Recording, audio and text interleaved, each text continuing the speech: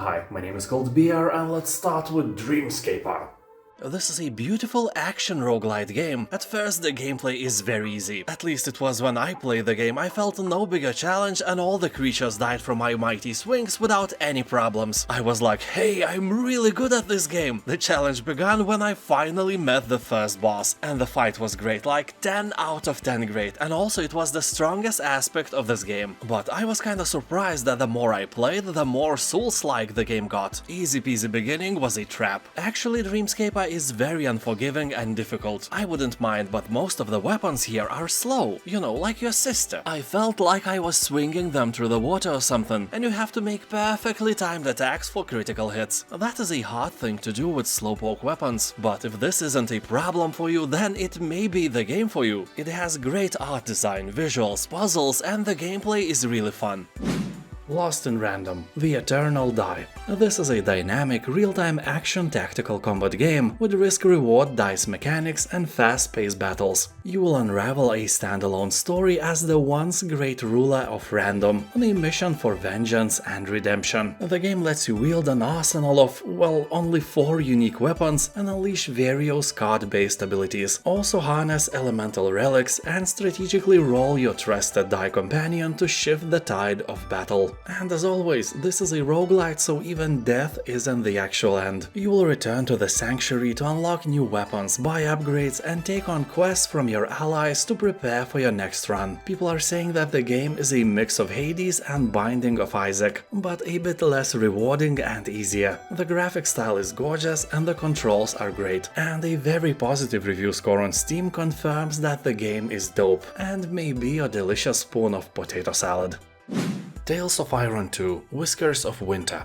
An old and unspeakable evil stirs in the north, wings black as death, fangs sharp as steel, and a thirst for blood rivaled only by their insatiable hunger for vengeance. Yeah, that is a new ultimate enemy of your kingdom. As people say, this game is inspired by Game of Thrones, The Elden Ring, and The Witcher. Despite it being a 2D side-scroller, the feeling is actually there, especially because everything is narrated by Doug Cockle, legendary actor that lent his voice to Geralt of Rivia himself, so he will have to track down and defeat legendary monsters of this realm and be rewarded with rare resources and craft devastating equipment. But be warned, these colossal creatures won't go down without a fight. You will die over and over and over again, so make sure you like suffering. It's not for people with weak nerves, that's for sure. Worshippers of Cthulhu.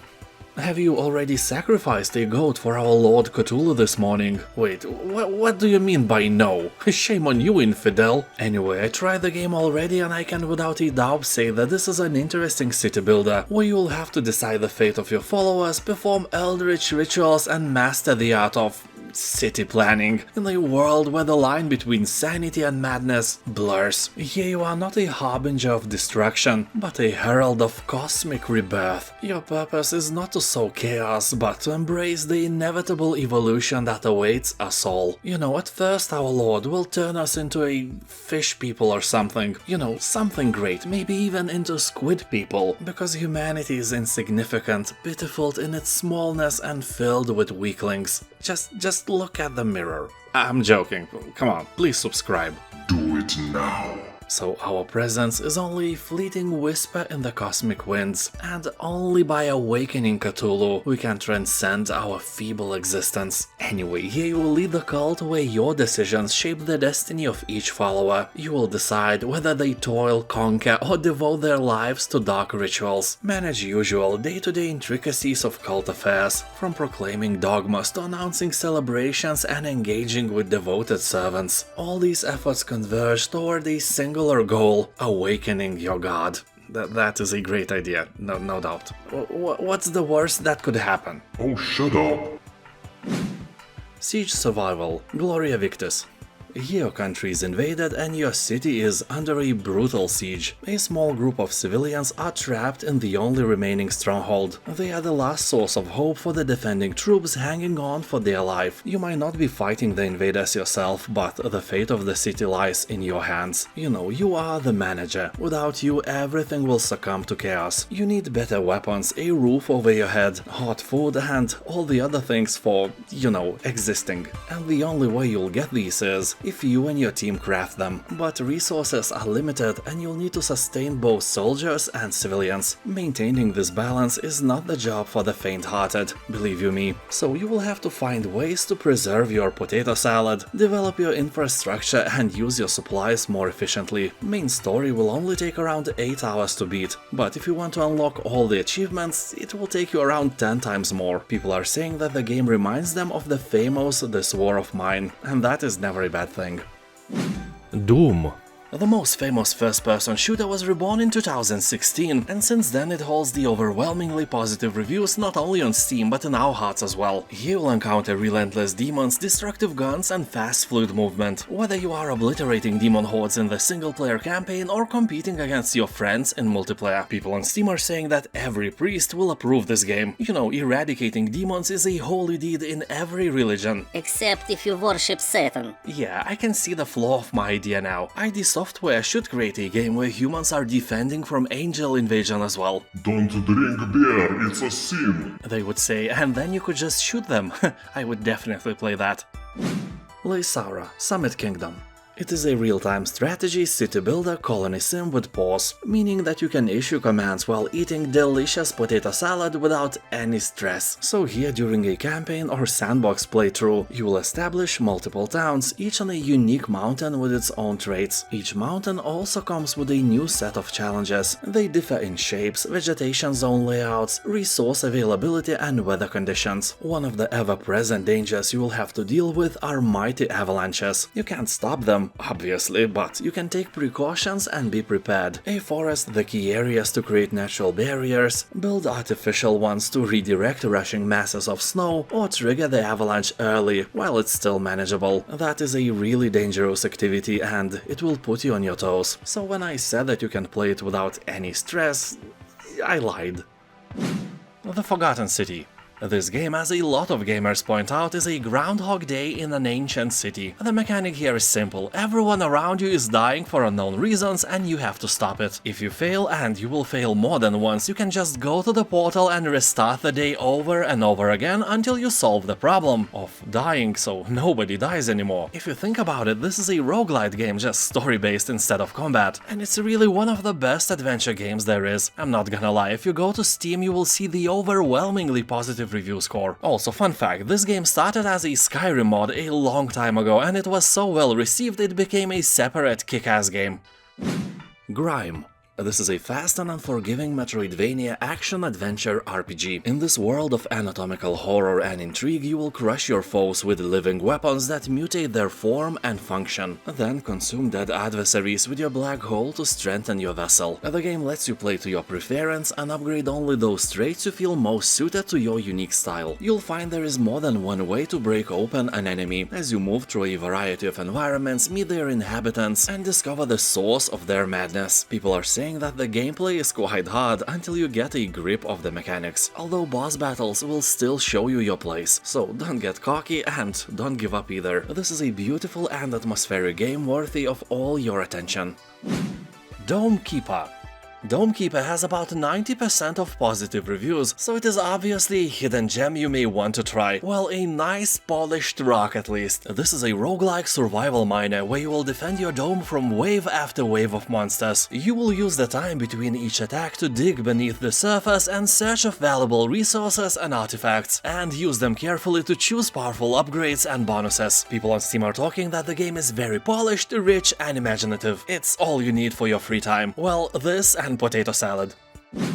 Dishonored 2. The story of the second game is set 15 years after the events of the first one. Here, another worldly usurper has seized the Emperor's throne, leaving the fate of the Isles hanging in the balance. He will travel beyond the legendary streets of the once dazzling coastal city, track down the enemies and take back what's rightfully yours. You will be able to play as Emily or Corvo and bring their own perspectives and emotional responses to the world and story. Each character has their own set of powers, gadgets and uniquely tuned weapons, and only you will decide whether you fight your way through the city streets or sneak across the rooftops. And of course, which enemies you decide to slay or to spare. People are saying that if you play the first part, this will feel like a reboot with more stuff. That is not a bad thing, keeping in mind that the first part was a masterpiece, and the review score is around 90%.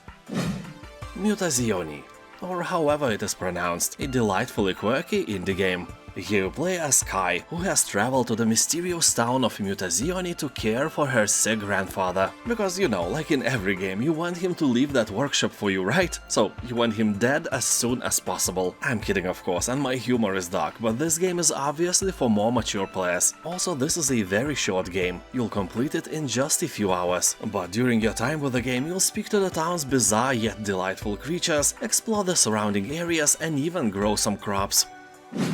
Metal Hellsinger. The game has 97% of positive reviews, and that is insane. You'll kill demons to the rhythm of metal and vengeance on an infernal journey through the 8 hells. This is a rhythm first-person shooter bursting with monsters, gorgeous weapons and heavy metal music created for this game by amazing metal geniuses, like Serj Tankian for example. Yeah, Serj himself sings a new song created especially for this game, and you kill demons listening to it. The song was created with the idea behind it that it is meant to be listened to while killing demons. It is hard to wrap my head around this fact and how metal it actually is. So if you like fast-paced first-person shooter games like Shadow Warrior or Doom, search no more. Metal Hellsinger is what you need to kill your boredom with style. Mutant Year Zero: Road to Eden. This is a tactical game that combines the turn-based combat of XCOM with real-time stealth and exploration of post-human world reclaimed by nature. And mutants. And by saying mutants, I don't mean human mutants. Those are all gone. Now smart animals rule the world. Define smart. Well, you got me here. They are not always smart. They sometimes do stupid decisions because, you know, you are controlling them. Oh my god, how dare you! Shh, it's a joke. So, although animals can't speak here, it's definitely not a Disney kind of world. It's brutal and cruel, and survival of the fittest is in progress. Here you must venture out of the city to explore the zone where one day you might find the Eden of legends, the ancients' heaven in the middle of hell. I guess with mountains of potato salad and rivers of cold beer. Maybe you will find your answers there. Then again, maybe not. Game has really beautiful graphics, great humor and an interesting story. Also very positive reviews on Steam. Caravan SandWitch. Here you'll embark on a journey across a sci-fi world. Driven by a mystery to find your missing sister, you will interact with various communities, help them with their tasks, and meet new people along the way. Take your time to explore the world, whether in your van or on foot. The game is aiming to be crowned as a king of relaxing exploration games. Here you will find no combat, no death, no timer, just you, your van, and the world. Here, equipped with an array of essential tools, you will upgrade your van to open up new passages and ruins. From navigating treacherous terrain to uncovering ancient historical sites. Every step of your journey will bring you closer to unraveling mystery behind your sister's disappearance. Project Warlock. Here you will become a mysterious warlock and embark on a dangerous mission to eradicate all evil. Yeah, seriously, I thought warlocks are evil, but yeah, you are good somehow, and want to smite evil creatures with everything you have, every single one of them, no matter where and when. You will travel through time and space to wreak mayhem and destruction like in the golden days of FPS games. You'll explore 60 levels in 5 settings, from ice Antarctic base to sands of Egypt or medieval castles. As in all classic games like this, you will find keys to unlock passages, reveal secret doors with golden ammo, use lifts and hidden buttons to access new areas, and of course, finally, you will descend to hell and face the ultimate challenge and emerge victorious or, you know, perish like a puny loser, which will never happen. You are awesome, my friend, never doubt that. The Quarry.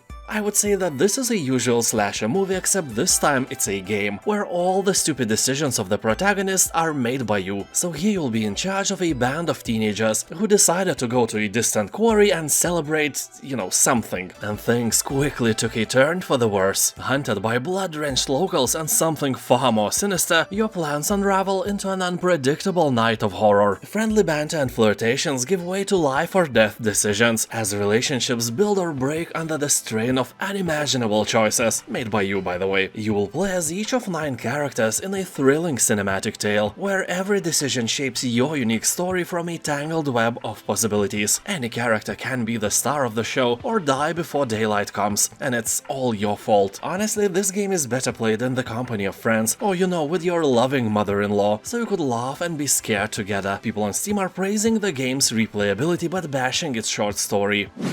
Monstrum. This game was one of the most entertaining things I ever played. It is a really scary experience, but also really fun. You'll have to escape the ship of horrors by doing some tasks, like finding parts for the helicopter or building a raft. And these parts are all over this massive ship, so you'll have to travel huge distances in order to collect them all. Fun part is that you are not alone. Somewhere in this ship lurks a terrible monster, so you get the point. This game is best enjoyed with friends, but I don't have co-op mode or anything like that in mind. Monstrum is a single-player experience. Just take turns trying to escape the ship. I guarantee that this game may become the pinnacle of your evening with buddies. Honestly, I never laughed so much playing horror games with my friends. The Darkside Detective. Here you'll have to tune your 6th sense and join the Darkside division to investigate supernatural, bizarre and dangerous cases of spooky Twin Lakes town. Flesh-hungry tentacles, creepy cultists, demons and occasional missing sock are no match for the Darkside Detective, which is you, and the game promises to have at least 3 jokes, and I can promise that there are way more, at least 4. The game is made using cutting-edge, new generation pixels that look the same as usual pixels, and along with the game, if you buy it, will handle you 1 free curse removal. So if you are cursed, just buy this game and the curse will fade. Works up to 7 generations. Anyway, you'll find 9 paranormal, supernatural, bite-sized micro cases to investigate around the town. Will you crack them, or will they suck your IQ to the limits? It's up to you and your IQ, if you have any. Suggested amount is to have it a bit above room temperature. Game has above 90% positive reviews, although few dudes are complaining that the game likes to crash at the worst moments, so save the game as often as you can, or live by the rule. Brave, do not save. And risk your time like a boss. Dead Island Definitive Edition. The same developers who made Dying Light created this zombie-infested game as well, and this zombie apocalypse is more beautiful than ever. You will be running from and killing undead in the beautiful tropical island, a wonderful paradise on Earth, and this contrast is really great. Exploring this island is really fun, from the zombie-infested deserted city to secluded beaches and vast highlands. Roam around in order to discover the story behind the zombie outbreak. You can also play in a story-based 4-player co-op mode. Also, have you noticed that this game actually calls zombies zombies? Not walkers, roamers, crazed ones, biters, freakers and so on, but actual zombies, and they have my respect for not trying to invent the bicycle again. Zombies are zombies. But what if they are fast and smart? Then they are fast, smart zombies. Period. Anyway, in Dead Island Definitive Edition you will get the main game and all the DLCs as well. Also, graphics are in HD and so on, and the price is more than great. Ghostwire Tokyo. Here the city is overrun by deadly supernatural forces after 99% of the population just vanished, so you will use a powerful arsenal of spectral abilities to fight the paranormal threat and unravel the mystery behind the mass disappearance. It may sound and look a bit like a horror game, but the main emphasis is not on the horror, rather on the fast-paced gameplay where you use your powerful abilities and can fight various ghosts like a true Ghostbuster, or more like a Ghost Eliminator, because you kill them. How can you kill somebody who's already dead? Oh, shut up, it's not a science game. And seriously, the game has a rating that allows 12-year-olds to play, so grow your mental balls and dive in. And now, thank you for watching, have a nice day and subscribe. Do it now. Bye.